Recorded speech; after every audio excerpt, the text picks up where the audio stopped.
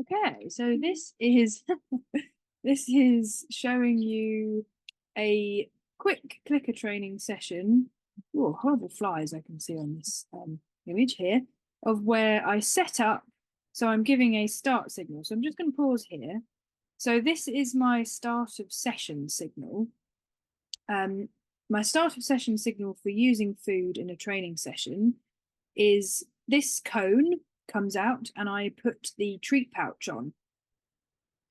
So he knows that then hand feeding is coming. If I don't do this, he knows that it's a non-food session.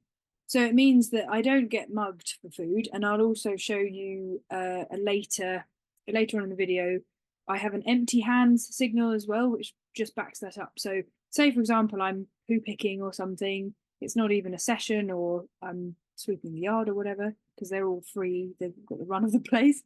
And he comes up and he thinks, oh, maybe you might have some food. And he's a youngster. It could lead to nibbling and biting. I have an empty hand signal. And usually I combine that with pointing to where he can find food. So that's another learned behavior, is pointing. And he knows that then food is there. So he can find an alternative. So we don't get conflicts around food. We don't get mugging. We do sometimes get nuzzling at pockets, but I'm very comfortable being in a space with him. I don't have to be in protected contact. I know he's not going to bite me or run over the top of me asking for food. And it also is very clear to him, so it's not frustrating.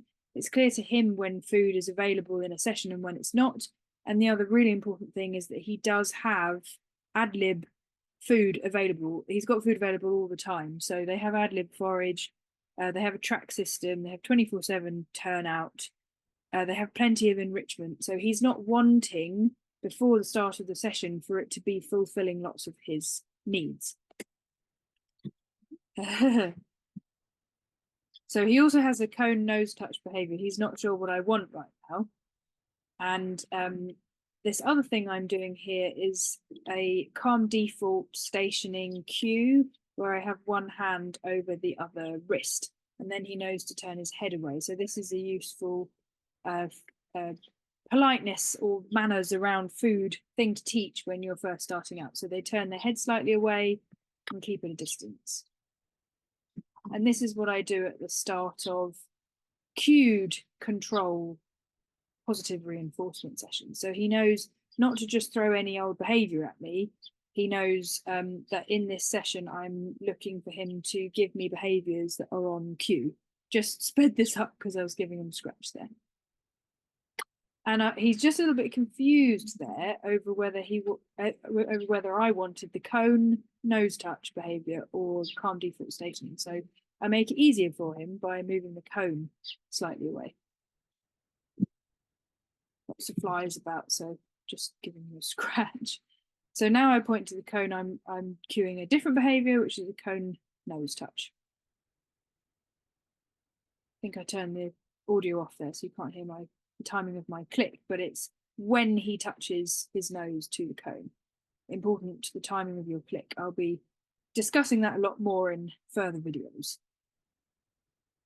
So this was the start signal, start of session signal, cone placed in the training area, treat pouch on, then I commenced with hand feeding and giving cues. So this coming up now is my empty hands signal. There we go, empty hands, and I combine that with some food available not in my hands. And this also happens to be my end of session signal, 3 handfuls of food in a rubber feed trug. And I take the cone away and I take the treat pouch off. So that's my end of session signal.